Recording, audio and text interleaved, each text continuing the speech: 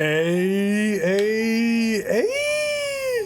Bro, it is almost 6 a.m. right now, but I don't care. Fuck that. I don't work today or tomorrow, so I can just sleep in or pull an all-nighter. But I was going to go to sleep. I was actually trying to fall asleep, but then I saw this. Okay, so the Xenoblade 3 Ionios Moments art book it's not supposed to release until like tomorrow or the day after, April 1st, but some people got it early yesterday and it's already been translated. So thanks for the very generous efforts of Lugo here on Twitter. They are also in the UMN Discord server, which is where I found out about this. But they have translated some of the comments and interviews from Takahashi about the art book, and this shit is wild, bro. I was reading through some of it, and it's insane. So many questions were answered. All right, so many things were cleared up. So many questions were answered. It's fucking insane. So a bunch of the answers we've had that we were so stuck on for Xenoblade 3 are here, and even some for the previous games too. But yeah, thanks to Lugal for translating this, them as well as a couple other people for translating this. It's, oh my god, already the book had just came out and they're already translated. So I kind of just wanted to go through and read these translations. Just read these translations as they're fucking insane, bro. Oh my god, my mind is racing. I actually just can't go to sleep now. I was gonna go to sleep, but I'm so hyped I can't now. Holy shit. Okay, but let's just get right into this. So Ionios Moments Key Points Translation. Okay, pages from Ionios Moments, the art book for Xenoblade 3, has begun to appear online. I will break down some of the main points of what's been leaked here, but please note that this will not be a comprehensive translation of the book. I plan to do that sometime in the future, hopefully not too far after, and through a collaboration with other translators. Here are the key points. Sorry for such a massive wall of text with no images. So this is Lugal right here. But look, there is so much, and it's so great. Oh my god. Okay, let's just start. Takahashi thanks his staff for working on the game, remotely implying at least some of the work for Xenoblade 3 was done from home during the pandemic, which I think is pretty dope. Regardless, the black fog here is regarding the black fog. So already off rip getting into the black fog, here is Takahashi's quote. Looking at the survey, the first thing that can be answered, I believe, is regarding the black fog. Basically, it's a sign that the worlds of 1 and 2 are approaching each other. Those signs are appearing in other worlds, an opposite world. For example, in Xenoblade Definitive Edition, the Fog King appeared on Shulk's side. Looking at it from a different perspective, a similar phenomenon was occurring on Rex's side, just that this wasn't portrayed. In Xenoblade 2, I believe there was a monster called the Infernal Goldo. As the worlds approach each other, a Goldo that is in the land of Mortha from 2 is being projected to the opposite world. That's the kind of phenomenon occurring. The Fog King, the Black Fog monsters, that's what that's all about. To put it simply, the two worlds have attached together partially, and the effects of that is a phenomenon in which you see the materialization of the particles as black fog. Okay, so essentially, yes, okay, this translation isn't going to be the greatest, obviously, so it may be confusing on some points. Even I'm confused on some things Takahashi meant later on, because translations are never 100% accurate. But essentially here, black fog is basically points in Ionios where the worlds of Xenoblade 1 and 2 are coming closer together. And then like he says here, and when this is heightened, annihilation occurs. Quite a few of my staff might not know about this either. And by the way, the woman on the ID card, okay, wait, before we get to that, spoilers, y'all can read it yourself, but essentially, so the black fog is when areas of the Xenoblade 1 and 2 world are coming close together. Think of it as like matter and antimatter, because when matter and antimatter make contact, it results in a massive explosion. So that's kind of like what it is here with the two worlds when they're basically when parts of them overlap, it creates annihilation events. But oh bro, this one kind of hurt. It said, and by the way, the woman on the ID card that the Goldo drops is from an ordinary woman. It's not Galea. Okay, I mean, bro, we've been speculating about that since Xenoblade 2, all the way, what, like 7 years ago, something like that. So I mean, at least it's nice that he finally confirmed it, but I feel like it was set up so perfectly. It was set up so perfectly to make us think that it was Galea, just for him to come out and say, oh, well, nope, it's not Galea. It's like, all right, fuck you, Takahashi, but I love you, Takahashi. And I mean, I guess it kind of makes sense that it's not Galea. I mean, maybe this isn't a big deal because it's kind of obvious it's not Galea. As we know, when Klaus used the Zohar to reset the universe and do his experiment, she, along with half of Klaus, got shoved into the Xenoblade 1 dimension and she became Mainith. So all of her was taken into the Xenoblade 1 world, not just half of her like Klaus. So I mean, I guess it makes sense that that's not Galea, the Infernal Goldo, as the Infernal Goldo were humans that were still in the world once the reset of the universe happened, so they turned into Goldo. So it would make sense that that's not Galea. So now that I think about it, maybe I'm the dumb idiot here thinking the whole time that it was Galea, when it's very clearly and obviously not. What the hell is wrong with me? Anyway, this next point, I don't know how anyone got confused on this, but regarding if lands as a machina, Takahashi responds, so if the question is whether or not lands as a machina, yes, he is one. I mean, who the hell who was confused about that? He's very clearly and obviously a machina. I don't know who was confused about that other than like people who started with Xenoblade 3 that didn't know anything about Xenoblade 1 and 2, or X, I guess.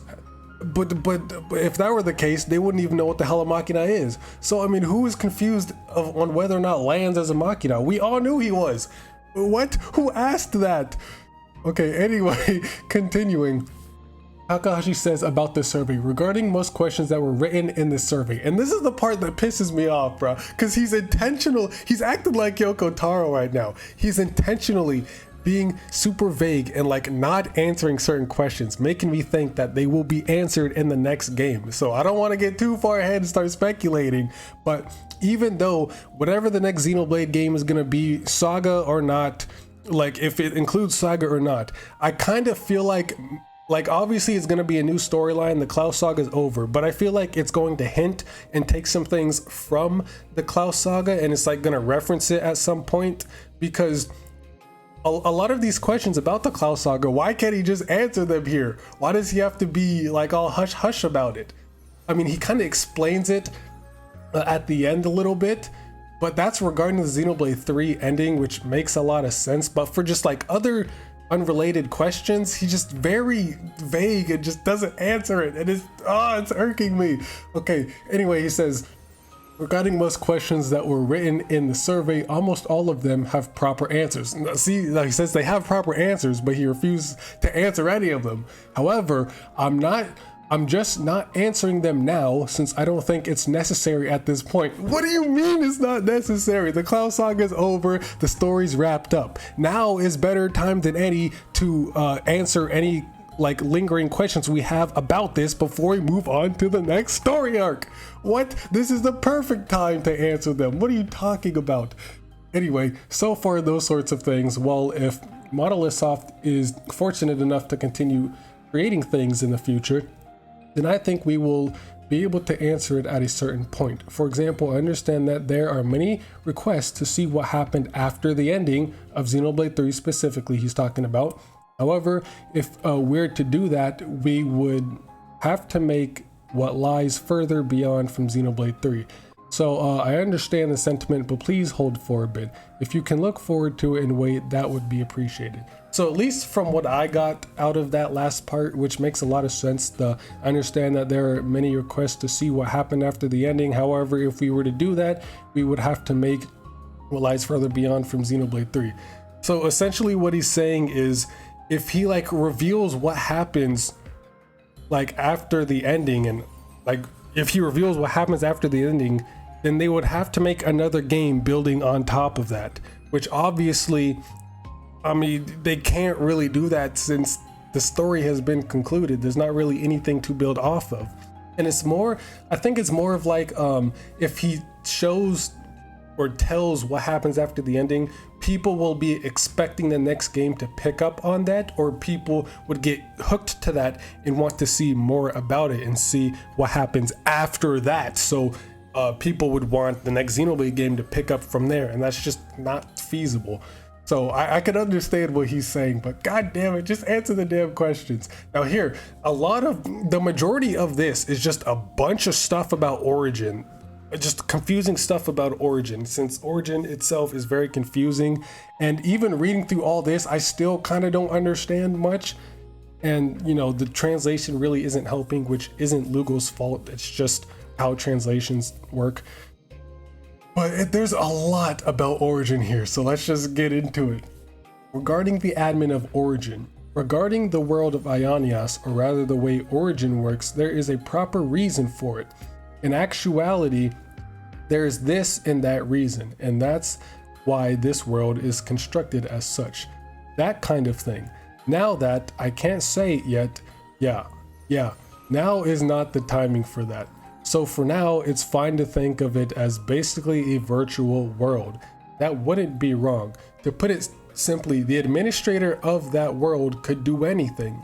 And in the main story of Xenoblade 3, that was Z. That's the story, yes.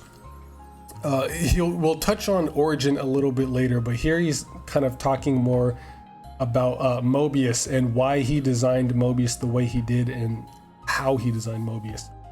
For the villains of Xenoblade 3, Takahashi says, skipping over some parts, I wanted to change a bit how the villains were portrayed. For example, in Xenoblade and Xenoblade 2, the villains had their own pride or their own principles. It could be a philosophy or even faith, but the villains had their own sense of justice. But for Xenoblade 3, I had a bit of, what if I brought the enemies closer to reality, in terms of what is reality? Let's, for example, those in position of power. Like I mean, I already know where he's going. I know where he's going with this one, and I fully agree. And he's trying not to say too much so he doesn't get into like legal trouble or whatever the hell. But we all know what he's trying to say here. For example, those in positions of power. Saying people in positions of powers are villains is, well, a bit dangerous way to put it, but completely fucking valid. He's not wrong at all. People in position of powers are real life villains. A lot of them are. Pretty dangerous way to put it, but let's just say as an example, in real life society, they are the system. As Z says, they can decide on a system and then they can run it. Even for those people in positions of power, I'm sure they have a life, social tie, a life story, social ties and such. But what we can see at the surface, what we can feel in their roots, most of that is, how should I say this, a desire for control, money, fame, and maybe, very rarely, lust. That's where it tends to be rooted in. And occasionally some unsavory people show themselves. What if those people were the villains? So the villains this time around are the Mobius. And for them, I wanted to make them villains you couldn't sympathize with by exaggerating the unsavoriness and patheticness that real life humans have. Like Takahashi's going in here, damn, he hates people, which I mean, I can't blame him, so do I. People are the worst. Continuing, towards the end of the story, I believe there's a scene where Z says, it amuses me, or it's because it amuses me, the fucking meme line. But that line, it could be, it's because 3-star restaurants taste delectable, or it's because I love to make money. The line can be whatever. We place the Mobius in that position as a representation of the unsavory aspect of reality. Very deep and profound from Takahashi. And that it amuses me line, we'll get back to that later. It'll make a bit more sense later on what Z actually meant by that and why he said. Okay.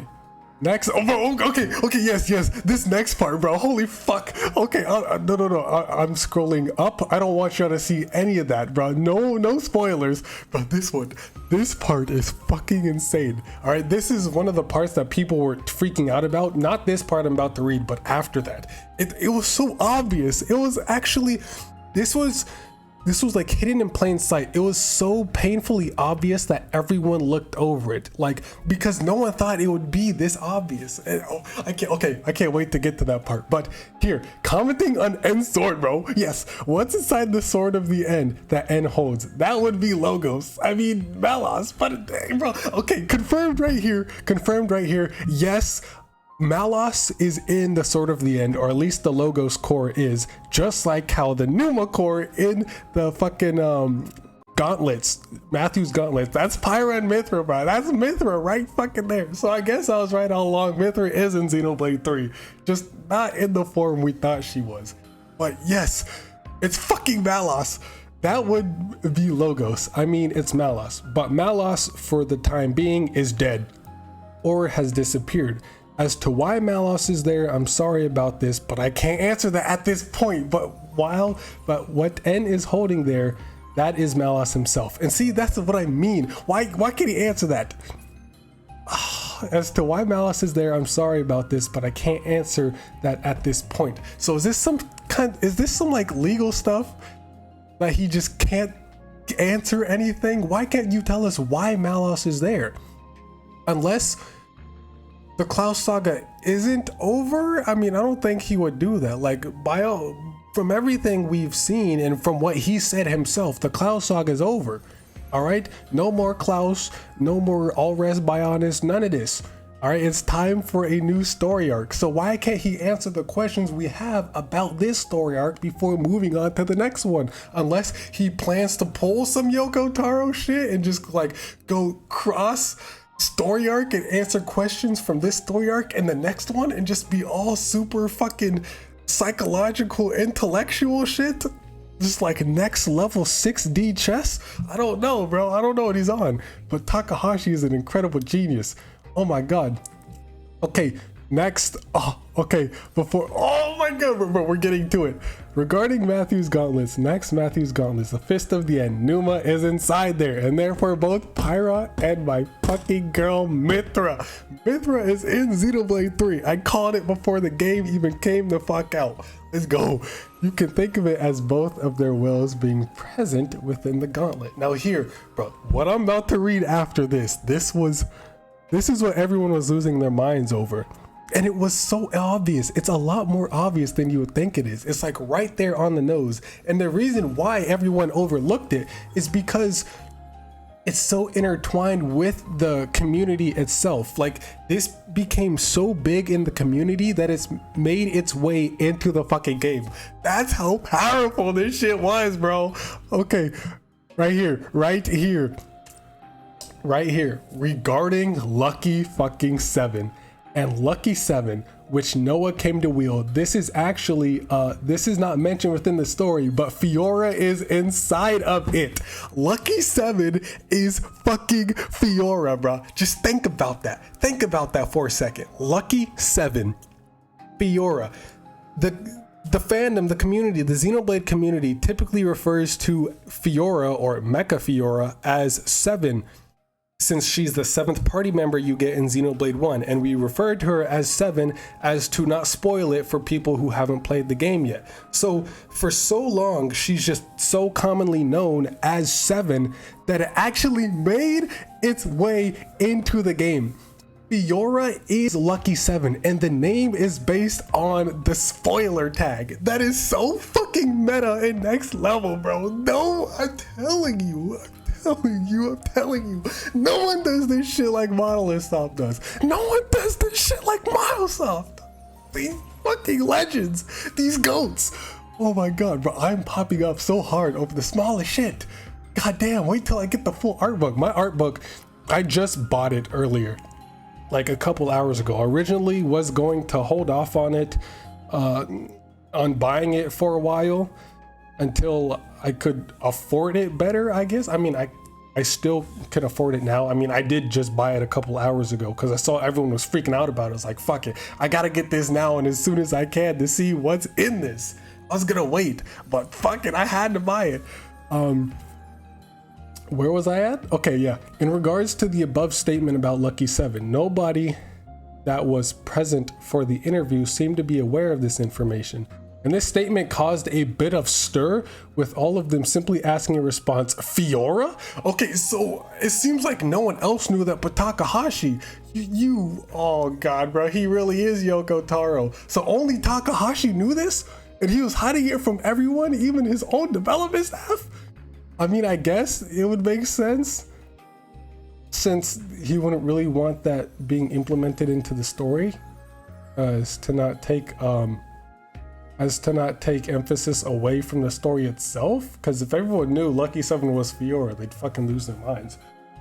So, okay, I mean, I get it, I understand. Elaborating on it, he states, while some people like Shulk and Rex appear in this world in the flesh, some people appear as an object, and that is an expression or reflection of their traits or thoughts. Things like, how can I change this world? I think this is the best way to do so. Think of it as something like that. Oh my god, it's amazing. So like Shulk and Rex are in the game, but Fiora is also in the game as Lucky 7. Malos is in the game as a Sword of the End. Fucking Numa's in the game as Fist of the End. Alvis is in the game as fucking Alvis. I mean, or Alpha A. They're both still fucking Alvis. The Onto's core, all of Alvis is fucking there. But bro, everyone's in this game. Everyone is actually here. I mean, look, Sharla and Ryan are basically in the game through Panacea. Zeke and Pandy through Linka. We got Mio through Nia. I mean, Nia's literally right fucking there. Melly's right fucking there. Dunban's in there too, I guess, through Ashura. I don't fucking know. But like everyone from every main party member from Xenoblade 1 and 2, minus Morag still somehow, is represented in Xenoblade 3. Everyone except Morag, which is sad. And I guess Torna, but that's we're not getting into that again. Okay, continuing. I'm doing a lot of talking, and that is not what y'all are here for. Kojima asks Takahashi, Noah threw it, Lucky 7, into the ocean at the end of the game. Was that okay? And Takahashi responds as follows. This conversation, how do I put this? It deals with the fundamental aspect of origin. So now we're getting into more wacky origin stuff. I need to take a big deep breath for this. Origin in Ionios, you can think of it broadly as a virtual world. Think of it like a server in a virtual world. It actually isn't the case, but this will be fine for demonstration purposes. And within that, there's source code that's running, and as a way to express that, it can take the form of a sword, but also not. And Alvis, and I love how he just name drops Alvis here, not Alpha, not Ontos, just straight up fucking Alvis. I love that. And Alvis was responsible for the general management of Origin system. And I think this is, okay. I can't really blame him because I also refer to Alpha as Alvis. Like, obviously that's not actually Alvis with like his full personality and his, you know, ironically humanity.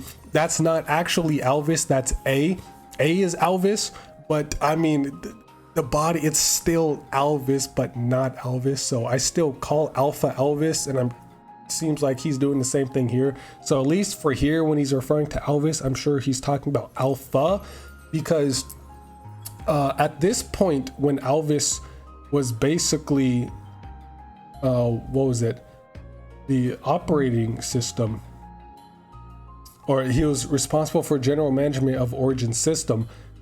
At this point, I'm pretty sure that's when A split off and became her own entity. So at this point, Alvis is no longer there. This is just the heartless machine, Ontos core. So him calling him Alvis here is kind of confusing, but I understand it. And Alvis was responsible for the general management of Origin's systems. As the administrator, Alvis was quietly watching for a while. After Origin started up, as this was happening, Z, a partial administrator and collective conscious like entity. Oh, all right, bro, we got fucking Gnosis, Mobius or Gnosis confirmed. Not really confirmed, but I'm trying to make jokes. And you know, I'm so desperate. I want Xenosaga to be canon to Blade so bad. I really do. A collective conscious like entity starts doing things on its own. The story of Future Redeemed starts when Alvis deems this unacceptable. So the whole reason Alvis went on his whole tirade about, oh, we gotta get the new life, get rid of the old life, get the new life and make a new world, was all because he didn't like what the fuck Z was doing with Origin. He didn't like that Z took control and started doing his own shit. So he said, fuck that, I'm making my own goddamn world. Okay, so maybe he isn't a heartless machine after all. Even Alvis hates Mobius. Continuing, he states, many things happen after that, but Alvis, note, who he's talking about specifically is not named, but I assume Alvis, or more specifically A. So when he's talking about what he's about to say here, he's referring to A most likely, which I mean technically is Alvis, but you know. But A ends up siding with Shulk and Co., so there was no longer a general admin. And so Z replaced that position, and that's why Z can mess with the source code, making the human lifespan 10 years and observing it because it's amusing. So that's where the amusing line came from. He's able to just do whatever the fuck he wants in Ionios. He's the sole admin of Origin, so he can fuck with the source code and make the world however he wants. And it's amusing to him. He can just do whatever he wants without any consequences and just watch it happen. It's amusing to him. And things like that, although the whole 10-year lifespan thing was a change made to the code prior to Future Redeemed, basically you can do a lot of things. He can be brazen about it. When thinking about what can be done to break that source code, this is where your external powers, this is where you use external powers. I believe this was stated in the story, but a kind of power, okay. Yeah, okay, I'm confused with this sentence. I reread it dozens of times and I still don't understand. Maybe it's just a translation thing, but it's very confusing. It says, but a kind of power that exists outside the flow would be necessary. That's the part that makes sense. But right here, in regards to what that power would be, it can be the power of the will of young people living in this world. Yes, that makes sense. Just like the Xenoblade 3 party, their will to live and not be restrained by Mobius, and that allowed them to change the world. But right here, and regardless of Pneuma or Logos, it's the same kind of entity as Alvis, and thus an external factor from Z's point of view. So that power is the same entity as Alvis. That doesn't really make a whole lot of sense to me, because Pneuma and Logos are the same entity as Alvis, but it says regardless of them, so that's not including them.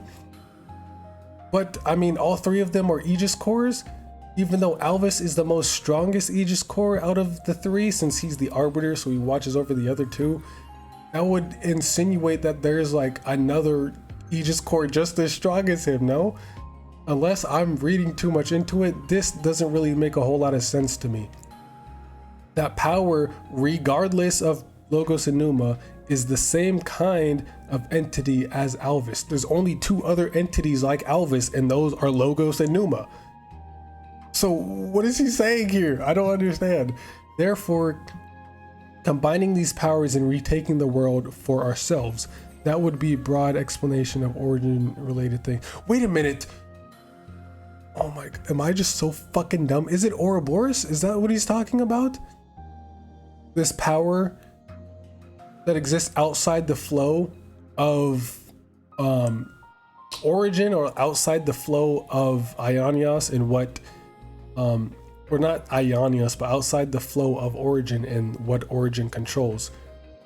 Would that be Ouroboros, since that's not really a Kevis or Agnes thing? That was kind of like technology. Well, okay, it's really confusing, because Nia built the first Ouroboros stone with the help of the lost numbers, right? Or they found the first Ouroboros? I haven't played the story of Xenoblade 3 in a while. I don't remember much of the details, but I think he might be talking about Ouroboros here. That's what I'm trying to say.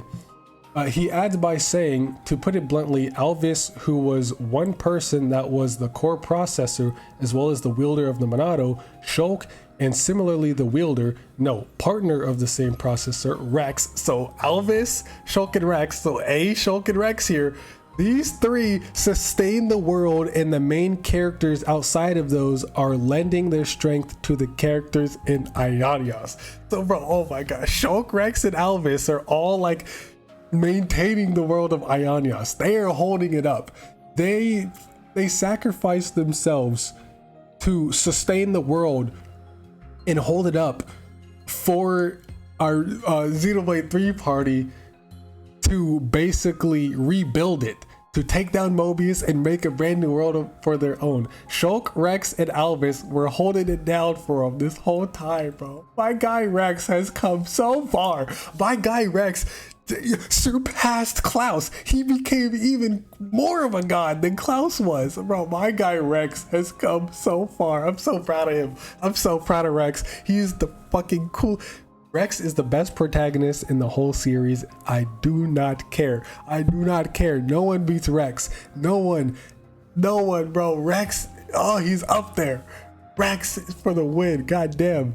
That's the structure. So when Noah throws Lucky 7 into the ocean at the end, he was like this. He was pondering like this before throwing it. That was like saying thanks to the sword. Thanks for everything. That kind of thing. Something like the battle is over and a new world is starting. Thank you. And thus it's liberated. Returned to the world. It was returned. Returned to origin.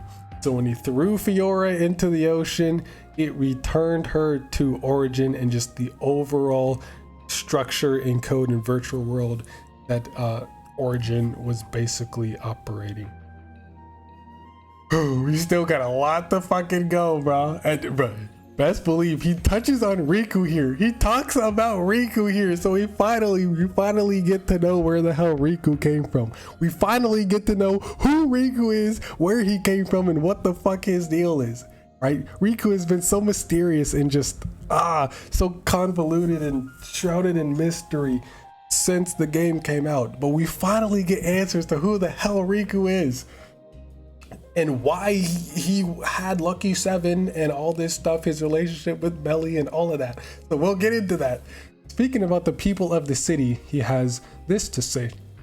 After that, it's time to say farewell. It's split between the Kavesi, the people of Bionis, and the Agnians, the people of Orest. And in other corners, there's the people of the city, and those three make up the structure. But I saw a quite number of comments in the survey asking about what happened to the people in the city. So to answer that, and this is something that I believe you can also understand from the information given in the story, but the people of the city, they are life that doesn't exist in the original two worlds, and yet they still exist. Despite the origin being something like a memory machine that collected data from both of the worlds, this is in fact a suggestion that the two worlds will become one, and that these people will absolutely be born in that future. That's the structure. So yes, Gondor and Monica, they will be born in the new world. So yes, even when the worlds have combined, the people in this from the city, so all the lost numbers and everyone not tied to Kevis or Agnes, they will be reborn just like everyone else from Kevis and Agnes. So I mean, at least that's nice to know, but I'm confused. Where the hell did the people from the city come from? So are these people that already existed? Okay, no, because they started existing after the worlds combined and Ionios was created. So they're not from Xenoblade 1 or 2. Where the hell did they come from? So maybe the lost numbers are like those who broke free from the flame clocks and like the code that was set on them by Z. They liberated themselves, but how exactly would they do that? I guess through the power of Ouroboros.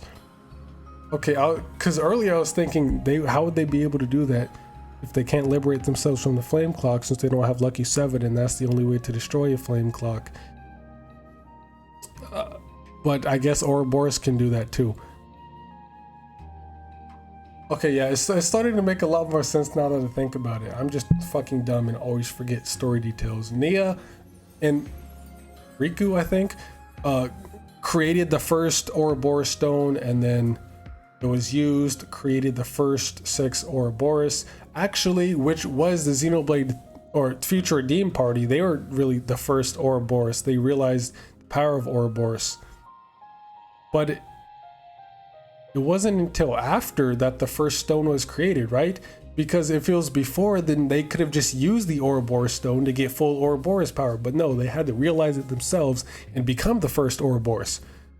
So what I'm guessing, maybe Nia used some like DNA or whatever, kind of capture the power of them somehow, of their Ouroboros, and then infuse that in with some origin metal and other shit to create the first Ouroboros stone. And then that's how the people of the city came to be. Was like people liberated from the flame clock through Ouroboros, then they started to reproduce, and then their kids would naturally be not affected by the flame clock and the whole system, so they'd be pure like humans with full lifespans and everything. I don't know, this shit is confusing.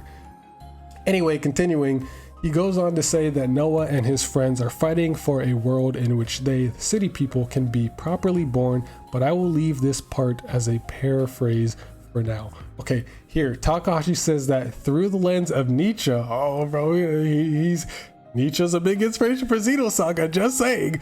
Noah as a character can be understood to be, I'm not sure how to pronounce this, in Ubermensch?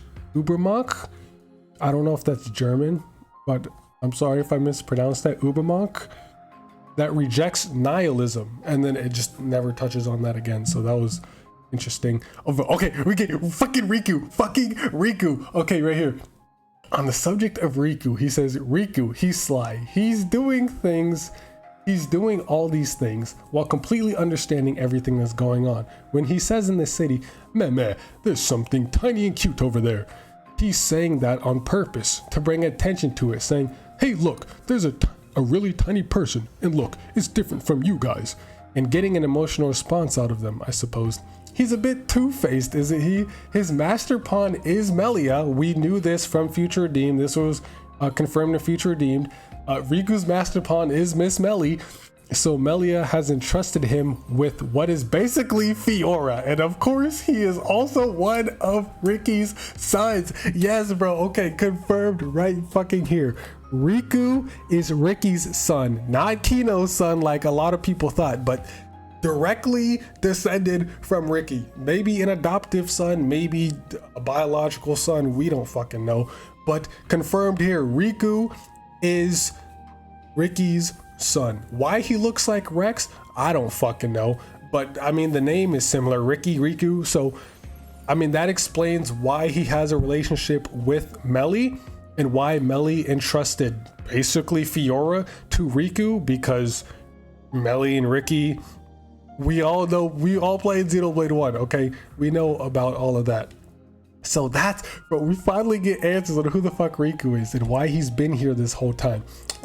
He says, speaking about Riku's explanation about the Lucky Seven and its grandiose origins, Takashi says they were convenient lies that Riku made up.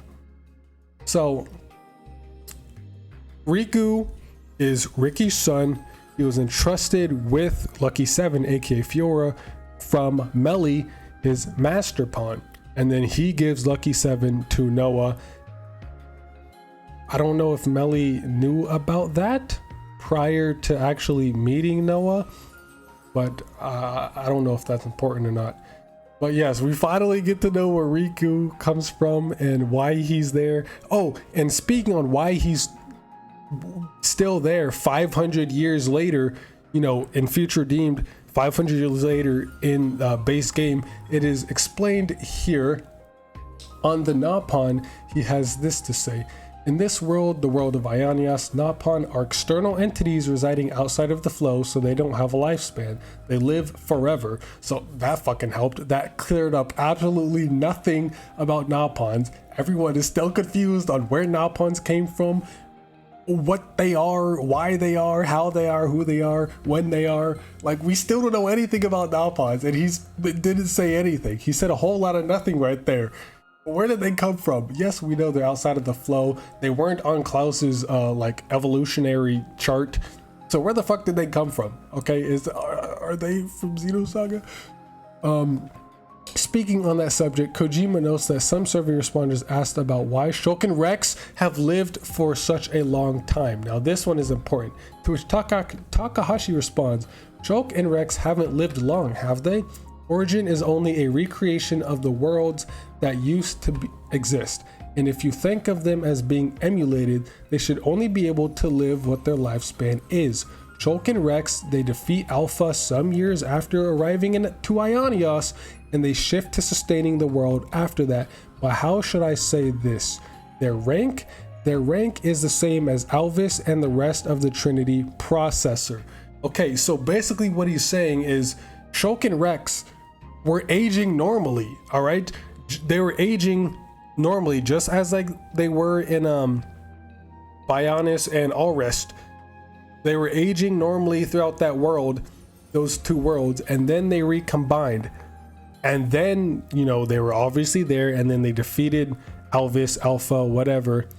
And then them, along with Alvis, whatever, went to sustain the world. So they haven't been there for years and years and years like everyone thought they have. They had just gotten there to Ionios when the whole thing with Alpha went down. So they got into Ionios, and it says some years after arriving to Ionios, so it's not really specific, but I don't imagine it was that long. So, and according to Takahashi here, they don't stop aging when they were in Ionios. They were just aging normally, and that the whole thing with Alpha went down not long after they already got there. So that would explain why they haven't really aged much since they've gotten into Ionios. So they got into Ionios as the adults we see them in Future Redeemed. So they didn't get here like immediately after the events of 1 and 2 happened. They've been in their own worlds for quite a long time. So that explains all of that.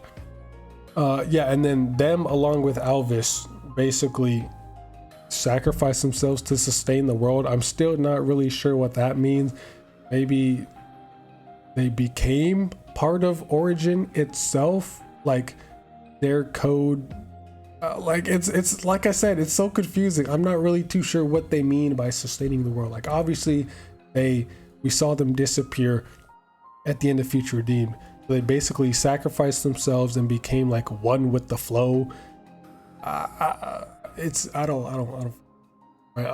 trying to think of some Xenosaga shit that could explain that, but not even that really explains anything. Maybe they went into the imaginary number domain. Maybe they ascended. All right, maybe they ascended and up to the upper domain, chilling up there with Udu. All right, and they're looking down on the lower domain and everybody in there. I really don't know. And this is also true for Melly, Nia, and Fiora, who wielded Manus Monano. I'm not sure why he had to specify that, but sure, I guess. In other words, if the admin handles it, anything can be done. If the source code of that world is written as a recreation of reality, then, if for example the lifespan was set as 80 years old, when they say they can give their lifespans to Glimmer and Nicole, they can, if they rewrite the code. So, the admin can basically do whatever they want in Origin. They can do whatever they want.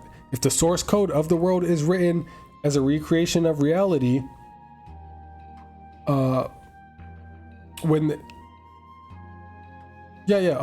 So if the source code of the world is written as a recreation of reality, then that's what it is.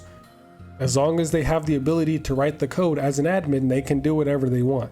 So that's why they're able to transfer their lifespans to Glimmer and Nicole, set at 80 years. Why specifically 80 years? We don't know. Maybe that's just the life expectancy of Toms and humans, I guess. But they basically rewrote the code in Origin for Glimmer and Nicole's lifespan, giving them 80 years. So basically transferring code from themselves over to Glimmer and Nicole. And this is actually an issue that they shouldn't be doing, which is addressed here a little bit too. But you normally shouldn't do that because you don't know what kind of glitches will occur. In response, A says this is against the rules, and that's sort of the idea here. So basically making any changes to the code in Origin could result in a glitch, right? Changing code, just like in real life, there's a chance for a glitch to occur. Very low, but there is still a possibility. So say if they were to transfer the lifespan to Glimmer and Nicole, rewriting the code for Glimmer and Nicole's lifespan, something could happen, the code could get glitched and corrupted, and then all you know, like out of nowhere, they could just up and die. All right, they're just changing the code for the lifespan, something goes wrong, and instead of getting the 80 years, they just fucking die right on the spot right there. So it's very finicky. You should not mess with the code of Origin. But, you know, of course, that's going to happen anyway. About golden motes, I never really had any questions about the golden motes. I forgot these were even a thing since they only really happened like once in the entire game of Xenoblade 3, or twice actually at the beginning when we see some guy having his homecoming from Ellie in like the starting cutscene, and then Mio in chapter 5, and then I guess Rex, Shulk, and Elvis at the end of Future Redeemed. But about golden motes, he has this to say: golden motes, that's ascension. Note in the context of death. Yes, or yeah, dissipation. And it turns into a form that is difficult, no, impossible for Z and the Mobius to use, disappearing to the outside of their systems without being used by the Mobius. So, I mean, basically just like regular motes, but Mobius can't capture that and use it. Where those motes go, I don't know, because I mean obviously they're still within Origin, but maybe they're outside, like Mobius don't have access to that. So even though you can be an admin, you might not have access to everything in Origin. Maybe that was a failsafe set by Melly and Nia, and maybe Elvis too, I don't know. Takahashi says, the hooded boy at the start of chapter 6 is a part of N that resides deep within Noah's psyche. And then he never touches on that again. And then here, the final quote here. Oh, this makes me so, this makes me so hopeful. Takahashi's final comment to wrap the interview up. Xenoblade was released in 2010, and some of our customers have been with us all throughout those 14 years. Sadly, I was not one of them, as I didn't even know what the hell a Xenoblade was until like 2020. Right? I have not been around really long at all. Continuing to follow us, and that makes me deeply emotional. Don't cry, Takahashi, please. The only thing I have to say to that is thank you. We would like to continue to meet the expectation of those who have supported us in that way. With up to Xenoblade 3 finished, I'm sure there's plenty of customers who feel that this isn't enough. Yes, bro, this shit is not enough. I need more Xeno. I need more Xeno content. More Xenoblade games, more Xenoblade X, more Xenosaga. Please, I need more Xeno. Oh, this is not enough. They want to know this or that, and that this book isn't enough to cover that. But we have heard those voices from our customers loud and clear, bro. They are listening. They are listening to us. If the whole Lucky 7 thing wasn't apparent enough. Gradually, I suppose, or in the future, during the creation process, we would like to respond to those voices. So that's, so please look forward to that. That would be it. Yes. So that last part. In the creation process, we would like to respond to those voices. So they're gonna kind of like implement the way I see that is that they're gonna answer questions through like the next game. So if we have like, maybe that's why we won't answer any of the questions here about Xenoblade 3, because they're gonna be answered in Xenoblade 4 as kind of like flashbacks or hidden lore somewhere, something.